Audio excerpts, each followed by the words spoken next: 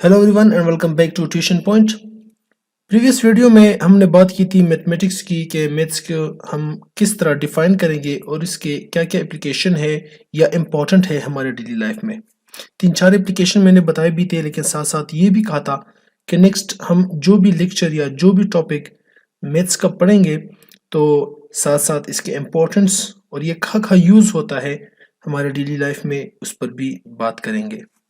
तो आज हम स्टार्ट करने वाले हैं 9th क्लास के पहले लेक्चर को, जिसमें हम पढ़ेंगे मैट्रिसेस, इसके एप्लीकेशन यानी इम्पोर्टेंस और साथ साथ एक्सरसाइज 1.1 को सॉल्व भी करेंगे। तो चलिए वीडियो को स्टार्ट कर लेते हैं। Hey there. Subscribe to my channel. And also press this bell icon.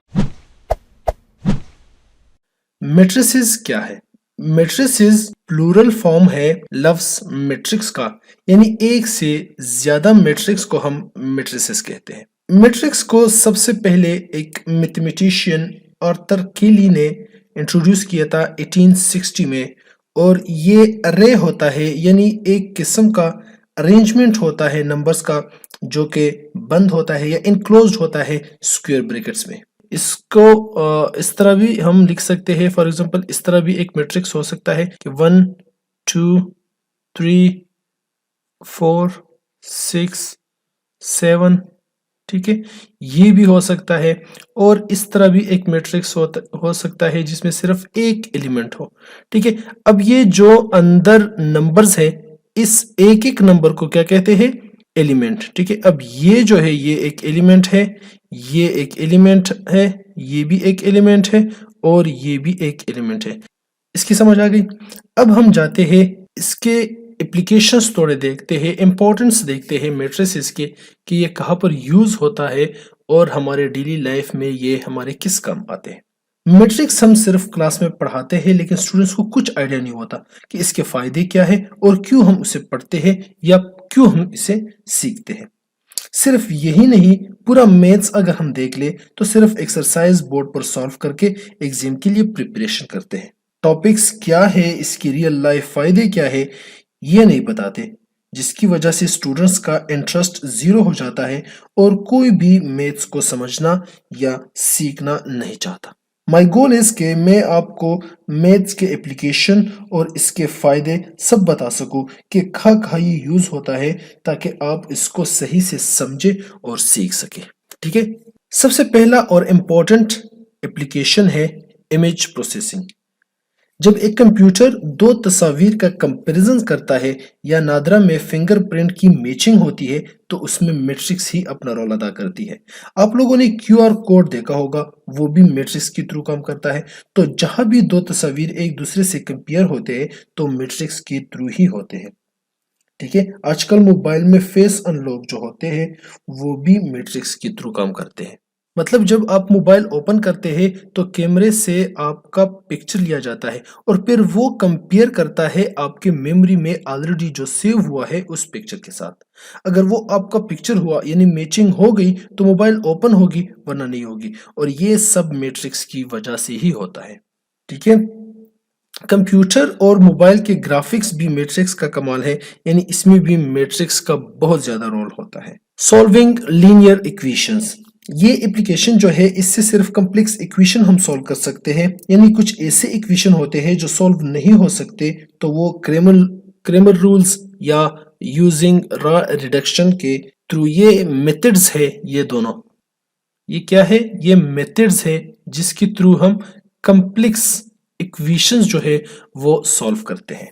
इसके बाद, और ये बहुत इंपॉर्टेंट एप्लीकेशन है मैट्रिसेस का, ये वाला सबसे इंपॉर्टेंट और सबसे ज्यादा इस्तेमाल होने वाला फीचर है।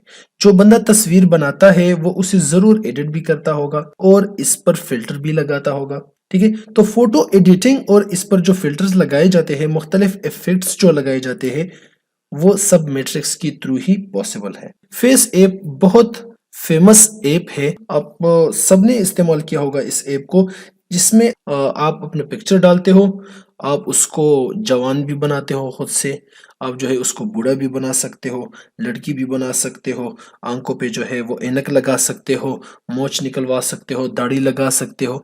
तो आपका ही पिक्चर होता है, लेकिन उसके कभी मोछ निकलते हैं, कभी जो है वो दाढ़ी निकलती है, आंखों पे जो है वो ग्लासेस आ जाते हैं। तो ये किस तरह काम करता है, इसके पीछे भी मैट्रिसेस होते हैं। ठीक है, मैट्रिक्स जो है उसके फिल्टर्स बन जाते हैं और वो फिल्टर्स फिर आपके पिक्चर पे जो है वो लगाए जाते हैं। ठीक है, और सिर्फ फोटो ही नहीं, वीडियो में जो इफेक्ट्स और फिल्टर्स होते हैं उसमें भी मैट्रिक्स के थ्रू जो है वो काम करता है। ठीक है, जो टिकटॉक वीडियोस हो गई उसमें जो फिल्टर्स होते हैं, ये सारे फिल्टर्स जो है वो भी मैट्रिसेस के थ्रू ही होते हैं। ठीक है, अब आप लोग कंफ्यूज हो गए होंगे कि किस तरह मैट्रिक्स के थ्रू ये सब पॉसिबल होता है। ये बिल्कुल पॉसिबल है। किस तरह, ये अभी मैं आपको नहीं समझा सकता, क्योंकि एक तो वीडियो बहुत ज्यादा लंबी हो जाएगी और दूसरा अभी इस लेवल पर आपको समझ भी नहीं आएगी। लेकिन फिर भी अगर कोई समझना चाहता है तो मुझे कमेंट में बता दे, मैं अलग वीडियो बनाकर अपलोड कर दूंगा। अगर कोई भी आपने समझना चाहता है कि किस तरह मैट्रिक्स के थ्रू जो है ये सब होता है, इमेज प्रोसेसिंग किस तरह होता है, या फोटो किस तरह एडिट होती है, या फिल्टर किस तरह काम करता है, तो अगर कोई भी आप में समझना चाहता है, आप में से कोई भी अगर समझना चाहता है तो मुझे कमेंट में बता दे, मैं अलग सी वीडियो बना के आप लोगों के लिए अपलोड कर दूंगा। अब आते हैं अपने मेन टॉपिक की तरफ। हमारा मेन जो टॉपिक है वो है मैट्रिक्स। सो मैट्रिक्स जो है वो होता है कि नंबर ऑफ अरे of number enclosed in brackets. ठीक है, एक अरे होता है नंबर्स का जो कि ब्रैकेट में, स्क्वायर ब्रैकेट में क्या होता है, बंद होते हैं वो नंबर्स।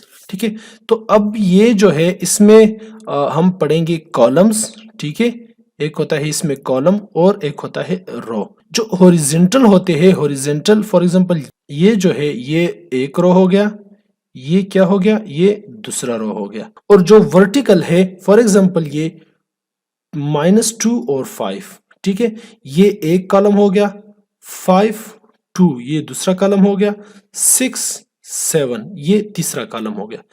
तो इस मैट्रिक्स में 3 कॉलम है और 2 रोज है। ठीक है, इसकी समझ आ गई। इसमें एक और चीज है जो मैं आप लोगों को समझाना चाहता हूं, वो है फॉर एग्जांपल ये पोजीशनिंग आप इसको कह सकते हैं। ठीक है, ये मैं आप लोगों को ये बस जनरल उसके लिए समझा रहा हूं ताकि आगे जब आए तो उसमें आप कंफ्यूज ना हो। ठीक है, तो ये हो गया कॉलम 1 मतलब C1, और ये क्या है, ये है C2। ठीक है, और इस तरह ये जो है ये हो गया R1 और ये हो गया R2। तो जब आप एक एलिमेंट का, अब ये भी एलिमेंट है, ये भी एलिमेंट है, ये भी एलिमेंट है और ये भी एलिमेंट है। अगर एक मैट्रिक्स में आपने एक एलिमेंट का पोजीशन बताना हो या पोजीशन शो करना हो तो आप किस तरह शो करोगे। ठीक है, मैं इसको जनरल नाम देता हूं ए, ये भी ए है, ये भी ए है फॉर एग्जांपल, और ये भी ए है। तो इसकी अलग, इसकी पोजीशनिंग किस तरह होगी। देखो पहला रो कौन सा है, ये वाला फर्स्ट रो है और फर्स्ट कॉलम है, तो first row first column A11। ठीक है, तो जहां पर भी A11 आएगा तो इसका मतलब ये चीज होगा A11, यहां पर जो चीज होगा इससे मुराद होगा। ठीक है, दूसरा है, अब ये फर्स्ट रो है, देखो फर्स्ट रो है तो 1 और सेकंड कॉलम है तो 2। तो A12 से मतलब होगा कि फर्स्ट रो में जो सेकंड कॉलम, फर्स्ट रो में सेकंड कॉलम वाला जो एलिमेंट है वो होगा A12। इसकी आपको समझ आ गई। फिर इसकी अगर आप देख लो तो ये है A2 रो, second row first column, so ये A21 और ये हो जाएगा A2 second row second column. ठीक है, ये पोजीशनिंग है, इसकी आपको समझ आ गई। अब हम आते हैं ऑर्डर। ठीक है, इसको किस तरह फाइंड करोगे। फॉर एग्जांपल एक मैट्रिक्स है ए, ठीक है, उसमें है 2 0 3 5, ये एक मैट्रिक्स है। दूसरा मैट्रिक्स है फॉर एग्जांपल बी, 1 2 3 4 5 6, ये मैं एग्जांपल दे रहा हूं। ठीक है, और एक मैट्रिक्स है सी, 1 2 3। ठीक है, ये तीन मैट्रिक्स है मेरे पास, तो अब इसके ऑर्डर्स क्या होंगे? तो ए वाला मैट्रिक्स जो होगा, ऑर्डर सबसे पहले हम लिखते हैं, ऑर्डर हम लिखते हैं कि रो और कॉलम, ठीक है। अब इसका मतलब मल्टीप्लिकेशन नहीं है, ठीक है, इसका मतलब नो मल्टीप्लिकेशन, इसका मतलब मल्टीप्लिकेशन नहीं है, ठीक है। लेकिन ऑर्डर जब हम लिखते हैं एक मैट्रिक्स का, तो रो इसमें कितने हैं? 1 2, दो रोज है तो 2, फिर ये मल्टीप्लिकेशन साइन, और फिर कॉलम कितने हैं? 1 2, तो 2 कॉलम 2 रो, तो इसका जो है वो ऑर्डर क्या हो गया? 2 इंटू 2। बी का अगर हम देख ले तो बी में रोज इंटू कॉलम, ये कितने होंगे? देखो अब रोज क्या है? 2 है, 1 एक ये हो गया और दूसरा ये हो गया, ठीक है। तो इसमें 2, कॉलम्स कितने हैं? 1 2 और 3, तो ये हो जाएगा इसका ऑर्डर। फिर इसका अगर हम देख ले सी का, तो सी इज इक्वल टू, इसमें कितने रोज है? सिर्फ एक रो है, ठीक है, सॉरी, रोज जो है इसमें कितने हैं? 3 है, R1 R2 R3, तो ये हो जाएगा 3 इंटू कॉलम्स कितने हैं? तो ये हो जाएगा 1, ठीक है। इसकी आप लोगों को समझ आ गई। इसके बाद आता है इक्विलिटी ऑफ टू मैट्रिसेस। अगर दो मैट्रिसेस है तो इसकी इक्विलिटी जो है वो किस तरह होगी? सो इक्विलिटी ऑफ टू मैट्रिक्स कब होगी? फॉर एग्जांपल मेरे पास यहाँ पर दो मैट्रिक्स है, एक है 1 2 0 4, ये मैट्रिक्स है एक, तो इसके इक्वल मैट्रिक्स कब होगी हमारे पास? जब एक, फॉर एग्जांपल अब देखो मैं यहां पर लिखता हूं कि ए बी के इक्वल कब होगी? बी के इक्वल तब होगी जब यहां का, इसको कहते हैं करस्पॉन्डेंट आइडेंटिकल। अगर यहां पर जो एलिमेंट है वो भी 1 हो और यहां पर जो एलिमेंट है, जो यहां पर 2 है, तो यहां पर जो एलिमेंट है वो भी 2 हो, यहां पर जो एलिमेंट है वो 0 हो, और यहां पर जो एलिमेंट है वो अगर 4 हो, ठीक है, तो ए जो है वो बी के इक्वल होगा। अगर यहां पर मैं लिख दूं 6, इसको 6 बना दूं, तो ये इक्वल नहीं होगा। हर एक एलिमेंट उसके करस्पॉन्डेंट एलिमेंट के साथ जो है वो अगर मैच करता है, इक्वल है, तो फिर तो दोनों मैट्रिक्स इक्वल है, नहीं तो नहीं। अब हम आते हैं एक्सरसाइज की तरफ, ठीक है। सो क्वेश्चन नंबर 1 है कि which of the following are square, square matrix कौन सा है और रेक्टेंगुलर मैट्रिक्स कौन सा है, ये अब हमने फाइंड करना है। तो चलिए फाइंड करते हैं। पहले जो है हम स्क्वायर मैट्रिक्स को समझने की कोशिश करते हैं, ठीक है, कि स्क्वायर मैट्रिक्स कौन से है। स्क्वायर मैट्रिक्स वो मैट्रिक्स होता है जिसमें नंबर ऑफ रोज इक्वल होते हैं नंबर ऑफ कॉलम्स के, ठीक है, तो उसको कहेंगे स्क्वायर मैट्रिक्स। अब इसमें अगर आप देख ले फर्स्ट में, तो नंबर ऑफ रो कितने हैं? 2 है, और नंबर ऑफ कॉलम कितने हैं? वो भी 2 है, सो इक्वल है। तो ये 1 नंबर जो हो गया, सॉरी, मैट्रिक्स ए। अब इसमें देख लो सी में 1 2 3, 3 row, r is equal to 3, और कॉलम देख लो 1 2 और वो भी 3, सो कॉलम भी 3 है, रोज भी 3 है, तो ये हो जाएगा सी। इसके बाद अब देखो इसको देख लो, बी वाले को, ठीक है, इसको देख लो, तो इसमें क्या है कि नंबर ऑफ रो जो है वो भी 1 है और नंबर ऑफ कॉलम जो है वो भी 1 है, तो ये वाला जो है ये भी जो है वो स्क्वायर मैट्रिक्स है, ठीक है। तो मैं इसको जब सॉल्व करता हूं तो इसको इस तरह सॉल्व करूंगा कि a इज इक्वल टू 2 3 0 5, ये वाला मैट्रिक्स, सॉरी, ये a इज इक्वल टू ना लिखो तो भी सही है, लिखो तो भी सही है, और ये 1 0 0 0 2 0 0 0 1, ये मैट्रिक्स, और इसके बाद -5, ये वाला मैट्रिक्स, ये क्या है? These matrix are square matrix. ये क्या है? स्क्वायर मैट्रिक्स है। और जो रेक्टेंगुलर मैट्रिक्स है, रेक्टेंगुलर मैट्रिक्स कौन सा होता है वो भी लिख लेते हैं। रेक्टेंगुलर मैट्रिक्स वो है कि जिसमें नंबर ऑफ रोज इक्वल नहीं होते नंबर ऑफ कॉलम्स के साथ। ये जब इक्वल नहीं होते रोज और कॉलम तो वो रेक्टेंगुलर होता है। जिस तरह ये 2 वाला जो है, b इज इक्वल टू 6 3 -1 1 5 2, ये जो मैट्रिक्स है ये रेक्टेंगुलर मैट्रिक्स है। इसके बाद जो है e इज इक्वल टू -3 4, ये मैट्रिक्स। और इसके बाद e इज इक्वल टू -1 और 7।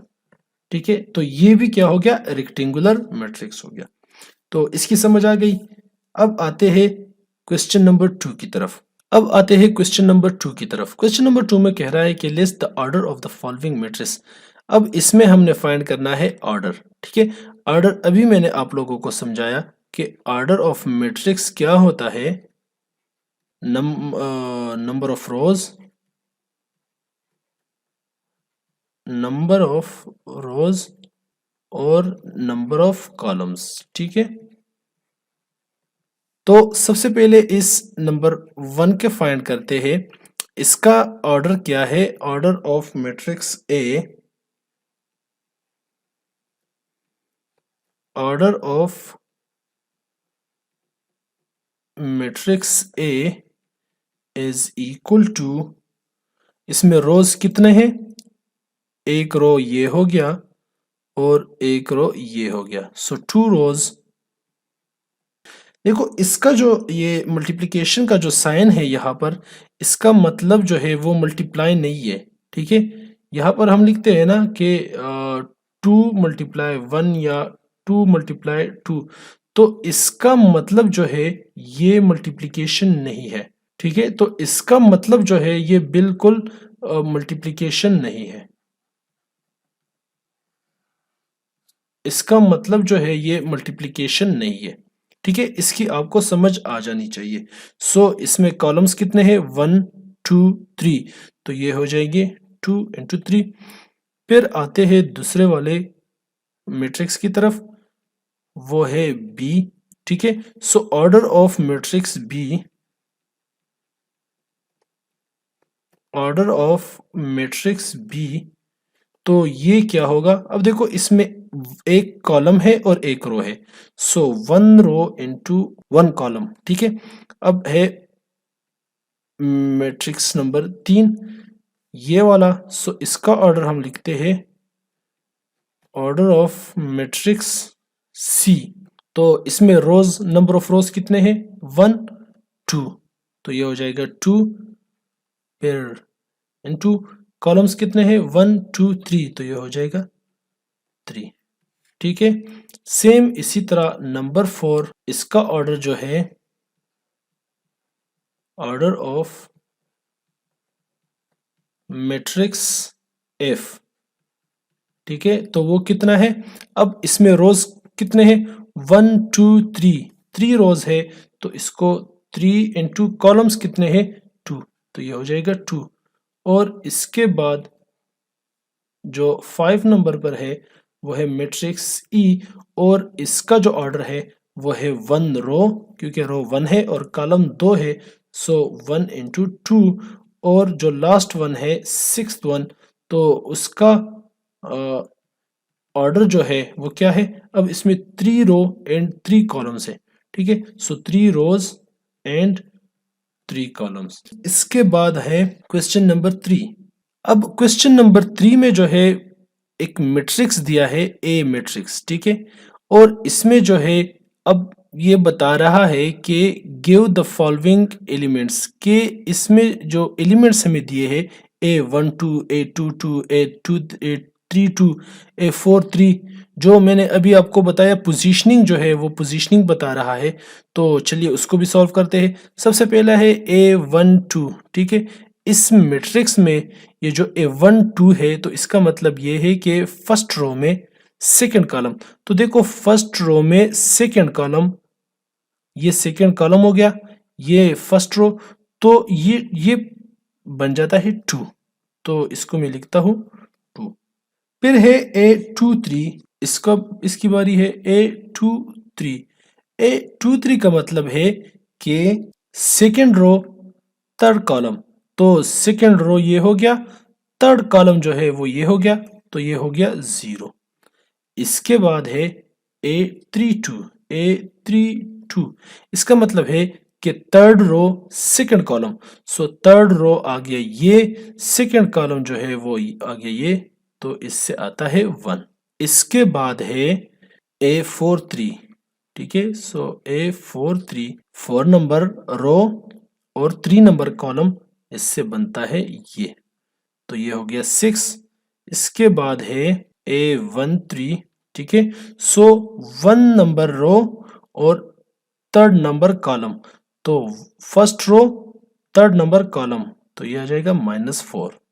और सेम इसी तरह A33 third row third column, so third row third column से आता है 5। तो ये भी सिंपल क्वेश्चन था जो कि हमने सॉल्व कर दिया। इसके बाद है क्वेश्चन नंबर 4। क्वेश्चन नंबर 4 जो है वो है कि which of the following matrix are equal.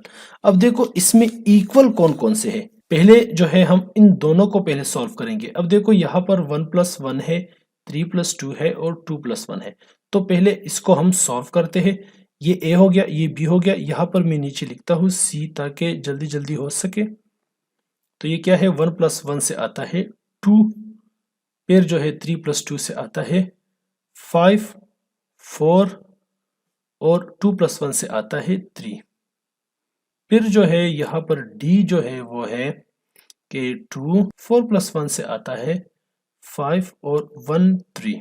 अब अगर आप देख ले 2 5, इस यहाँ पर भी है 2 5, ओके, यहाँ पर भी 2 5, यहाँ पर भी 2 5, तो फर्स्ट रो बिल्कुल जो है वो इक्वल हो गया। लेकिन सेकंड रो में मसला है। अब देखो सेकंड रो में यहाँ पर 1 है, यहाँ पर 4 है, तो A और B नॉट इक्वल है। तो ये तो यहाँ पर आप रफ में आप लिख भी ले कि A is not equal to B, ये तो खत्म हो गया। अब इस 1 को हम चेक करते हैं यहाँ पर, तो अब देखो 1 और यहाँ पर क्या है 4, तो इसका मतलब ये हुआ कि A और C भी नॉट इक्वल। अगर एक एलिमेंट या एंट्री, इसको हम एंट्री भी कहते हैं और एलिमेंट भी कहते हैं, अगर एक भी इक्वल नहीं है तो इसका मतलब कि ये मैट्रिक्स इक्वल नहीं है, तो A और C भी इक्वल नहीं है। अब देखो 2 2, 5 5, ये भी ओके है, 1 1, 3 3, तो इसका मतलब कि ये सारे एलिमेंट्स इक्वल है इस सारे एलिमेंट्स के, तो इसका मतलब ये हुआ कि A जो है वो बराबर है D के, ठीक है। और अब इसको देखो B और C रह गए, सो B और C अगर आप देख लो 2 5 2 5, 4 3 4 3, तो B और C जो है वो इक्वल आ गए, ठीक है। तो ये हमारा एक क्वेश्चन था। चलते हैं क्वेश्चन नंबर 5 की तरफ। क्वेश्चन नंबर 5 में कह रहा है कि A ये वाला मैट्रिक्स है, ठीक है, और B जो है वो ये वाला मैट्रिक्स है, तो U V W का वैल्यू फाइंड कर लो अगर A और B इक्वल है। फॉर एग्जांपल मैं करता हूं कि A is equal to B, ये इक्वल है, तो मैं मैट्रिक्स लिख देता हूं 2 3 U O। हमने अब क्या फाइंड करना है, ये वेरिएबल्स जो है इसके वैल्यूज फाइंड करना है, ठीक है। सो ये आ जाएगा V -3 5 और W। अब चूंकि हमें ऑलरेडी जो है वो बता रहा है कि ये मैट्रिक्स इक्वल है इस मैट्रिक्स के, तो इसका मतलब ये हुआ कि ये जो आइडेंटिकल्स है वो भी इक्वल्स होंगे। तो इसका मतलब ये हुआ कि V जो है यहाँ पर जो V है वो 2 के बराबर होगा, यहाँ पर -3 के बराबर होगा, U जो है वो 5 के इक्वल होगा और 0 जो है वो W के इक्वल होगा, या W जो है वो 0 के इक्वल होगा, ठीक है, इसकी भी आपको समझ आ गई। ठीक है, अब ये ए और बी इक्वल है तो ये दोनों इक्वल होंगे। जब ये दोनों इक्वल होंगे तो यहाँ पर जो एलिमेंट्स है, आइडेंटिकल एलिमेंट्स है दोनों मैट्रिक्स के, तो वो भी इक्वल ही होंगे। ठीक है, इसकी भी समझ आ गई। अब ये क्वेश्चन नंबर 6 जो है ये थोड़ा सा जो है आप लोगों के लिए डिफिकल्ट बनाया है। बाकी सिंपल क्वेश्चन है और बहुत इजी क्वेश्चन है, मैं आप लोगों को समझाता हूँ। ठीक है, अब मैं इसको यहाँ पर लिख नहीं सकता, लेकिन क्या कर रहा हूँ कि डायरेक्ट मैं नीचे जो इक्वेशंस है वो लिख देता हूँ। अब ये दोनों जो है वो इक्वल है। अब यहाँ पर आप देख सकते हो दोनों इक्वल है। तो मैं क्या करता हूँ कि ये फर्स्ट एलिमेंट, फर्स्ट रो का फर्स्ट कॉलम, ठीक है, वो क्या है x+3, ये इक्वल होगा ये दूसरे मैट्रिक्स के फर्स्ट रो फर्स्ट कॉलम वाले 0। ठीक है, दूसरा जो है अब यहां पर देख लो z+4, z+4 ये बराबर होगा 6 के। ठीक है, और ये अब ये देख लो 2y-7 ये बराबर होगा 3y-2। ठीक है, फिर जो है ये -6 इसकी लिखने की जरूरत नहीं है। सो a-1 बराबर होगा -3 के। ठीक है, क्योंकि ये second row second column, second row second column, so ये हो जाएगा -3। इसके बाद अगर इसको मैं देख लूं, सो 2c+2 इज इक्वल टू क्या है यहाँ पर 0। 2c+2 is equal to 0। ठीक है, इसकी भी समझ आ गई। फिर जो है ये दूसरा लिखा है कि b-3 ये बराबर होगा 2b+4। ये 6 इक्वेशन आ गए हमारे पास। तो पहले जो है हम फाइंड करते हैं ये वाला, तो इसको करते हैं। जब यहां पर +3 है तो ये जब उस तरफ आएगा तो इससे बन जाएगा -3, तो x इज इक्वल टू -3। अब डायरेक्ट जो है हमें वैल्यू मिल गई कि x की वैल्यू क्या है -3। ठीक है, तो एक हमने फाइंड कर ली। अब हम फाइंड करते हैं ये दूसरा वैल्यू। अब यहाँ पर क्या है +4 है, ये जब उस तरफ जाएगा तो ये हो जाएगा -4। सो z इज इक्वल टू 6-4। तो इससे क्या वैल्यू बनेगी, z इज इक्वल टू 2। ठीक है, ये हमने फाइंड कर ली दूसरी वैल्यू। अब हम आते हैं इस तीसरे नंबर इक्वेशन की तरफ। 2y-7 is equal to 3y-2। अब हम इस तरह करते हैं कि ये y को जो है वो इस तरफ लेके आते हैं और ये जो कांस्टेंट वैल्यू है 7 ये उस तरफ लेके जाते हैं। सो 2y, यहाँ पर ये +3 है तो यहाँ पर जब आएगा तो यह आ जाएगा -3y इज इक्वल टू, अब ये 7 जो है ये उस तरफ जाएगा तो प्लस बन जाएगा, तो +7 और ये -2। इसकी समझ आ गई। अगर कहीं पर भी मसला है तो मुझे आप बिल्कुल बता सकते हैं। -2y -3y तो इससे आएगा -1y। ठीक है, -1y, इसकी समझ आ गई। अब जो है यहां से आ जाएगा 5। ठीक है, क्योंकि 7 -2 से आता है 5।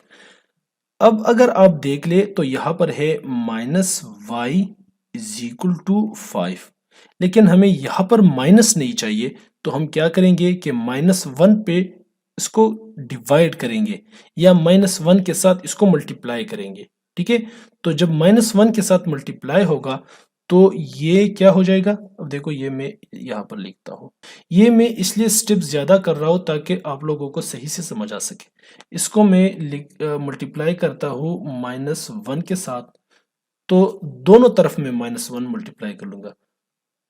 यहां पर भी मैं -1 को क्या करता हूं मल्टीप्लाई करता हूं, तो ये माइनस इस माइनस के साथ क्या होगा कट हो जाएगा, तो यहां पर क्या आ जाएगा y इज इक्वल टू -5। अगर इस स्टेप की भी किसी को समझ नहीं आई तो वो मुझे बिल्कुल बता सकता है, सिंपल सा स्टेप है। इसके बाद ये इक्वेशन भी हो गया, ये भी हो गया, ये भी हो गया। अब इसको देख ले,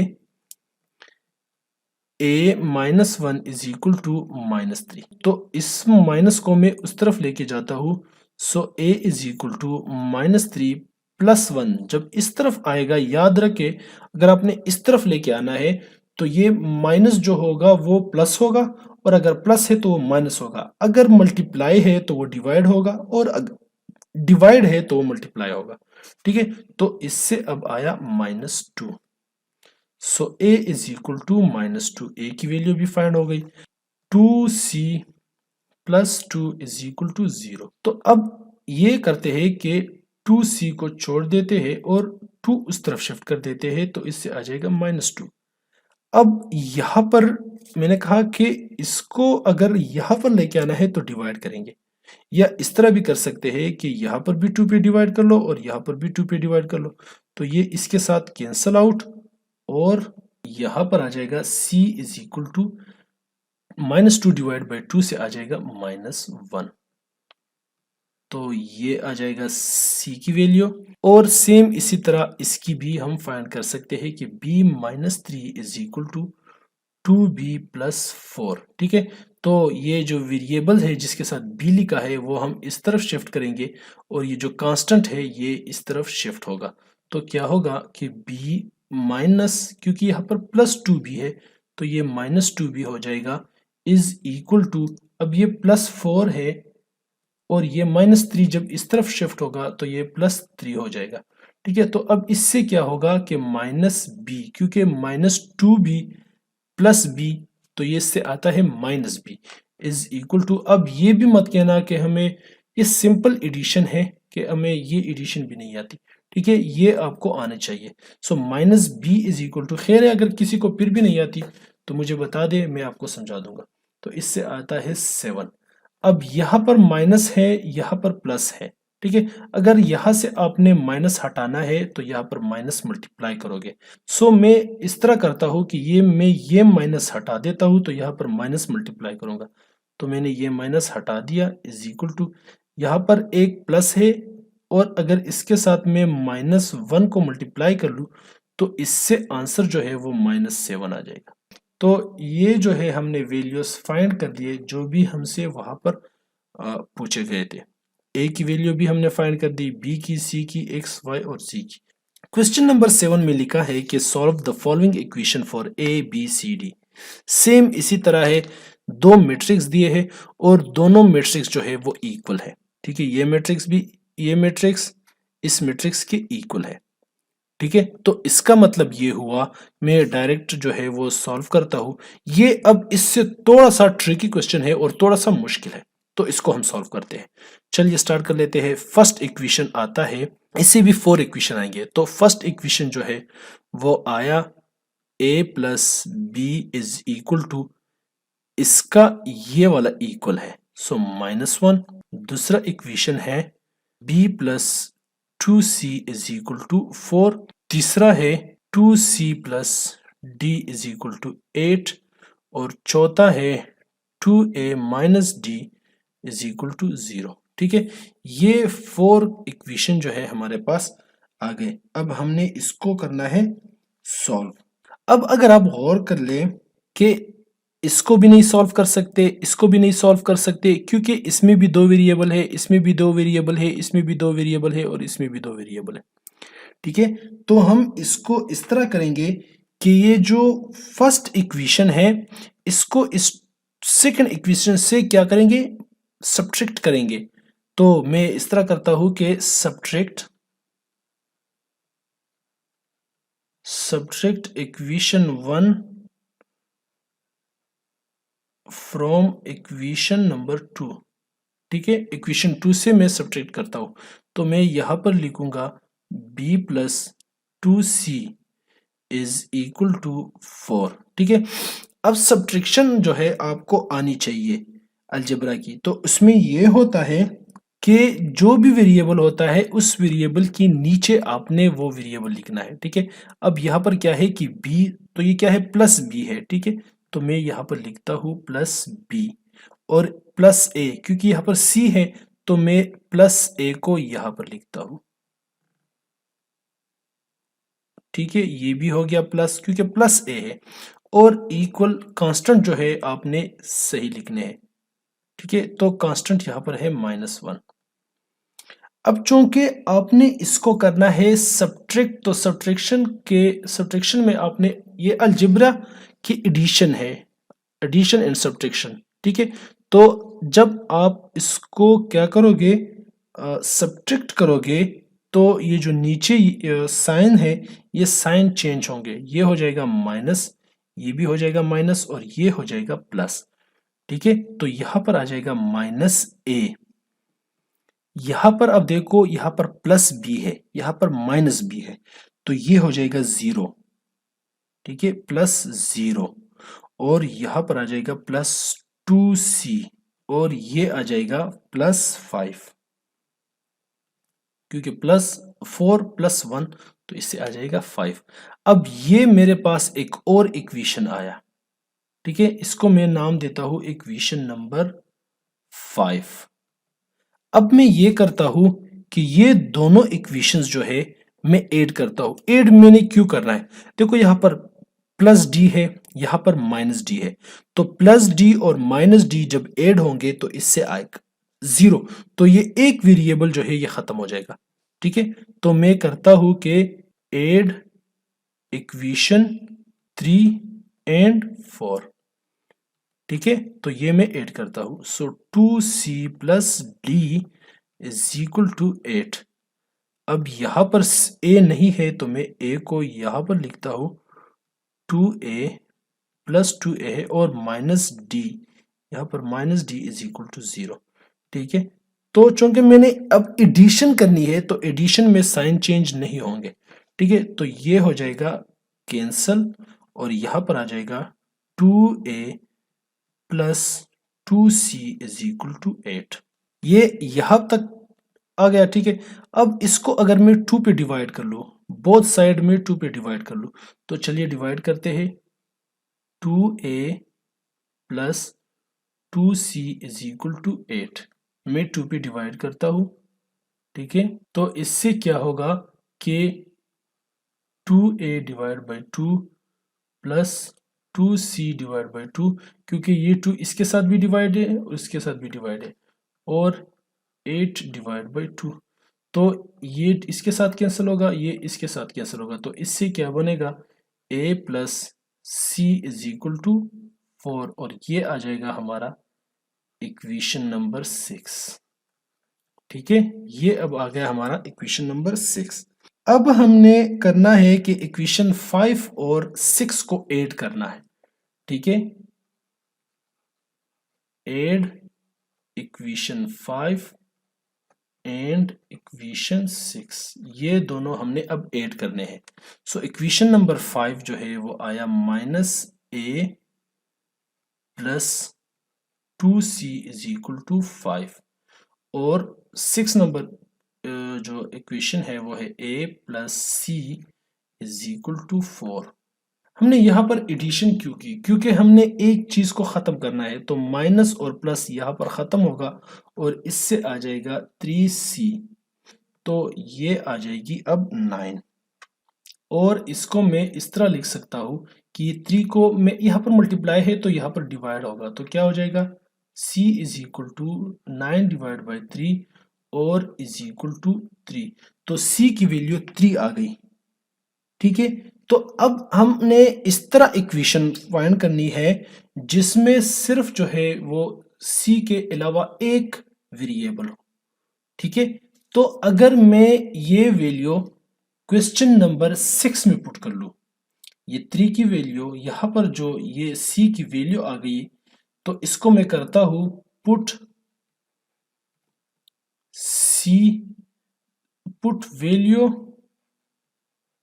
of c in equation number 6। ठीक है, तो इक्वेशन नंबर 6 ये है, तो इसमें पुट करते हैं तो इससे आएगा a plus 3 is equal to 4 और 3 जब इस तरफ हो जाएगा तो a is equal to 4 minus 3 और ये बन जाएगा a इज इक्वल टू 1।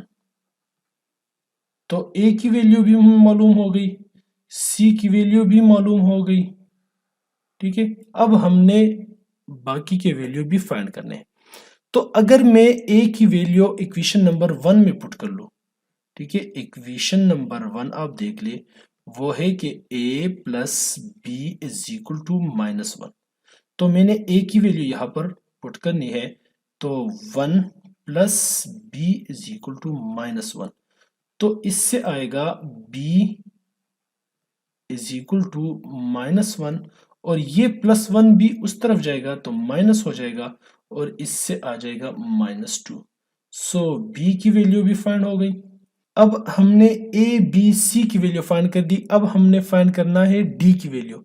तो d की वैल्यू में यहाँ पर भी अगर वैल्यू पुट कर दो 3 में या 4 में, तो जिसमें भी आपने पुट करना है तो इससे वैल्यू सेम आएगी। तो चलिए 3 नंबर इक्वेशन में वैल्यू पुट करते हैं 3 की वैल्यू। सो 2 c की वैल्यू क्या है 3, ठीक है, और plus d is equal to 8, ठीक है। तो 2 इंटू 3 से आता है 6 plus d is equal to 8, ठीक है। सो d की वैल्यू जो है वो आ गई हमारे पास 8, ये 6 प्लस है तो उस तरफ जाएगा -6 इज इक्वल टू d की वैल्यू हो गई 2।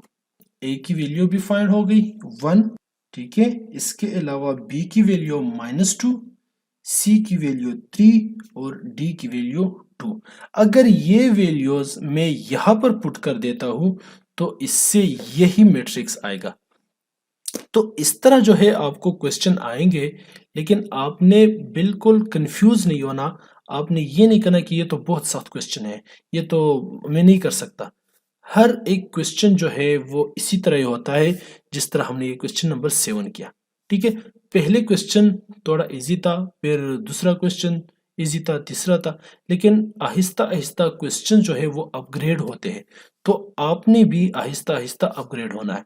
तो इस एक्सरसाइज पे आपने बिल्कुल जो है सही से प्रैक्टिस करनी है और इसको समझना है बार बार। अगर आपको समझ नहीं आती वीडियो देख ले कि ये स्टेप किस तरह हुआ, ये स्टेप किस तरह हुआ। अगर फिर भी आपको समझने नहीं आती तो आप कमेंट कर सकते हैं, मैं आपको जो है इंशाल्लाह वो सही से समझा दूंगा, ठीक है। नेक्स्ट वीडियो में हम इंशाल्लाह कोशिश करेंगे कि 1.2 एक्सरसाइज कंप्लीट कवर कर ले। अगर नहीं होती तो इसके फिर मैं 2 पार्ट्स बनाऊंगा, एक 1.2 पार्ट 1, दूसरा 1.2 पार्ट 2, ठीक है। तो तब तक के लिए अपना ख्याल रखिएगा। अल्लाह हाफिज।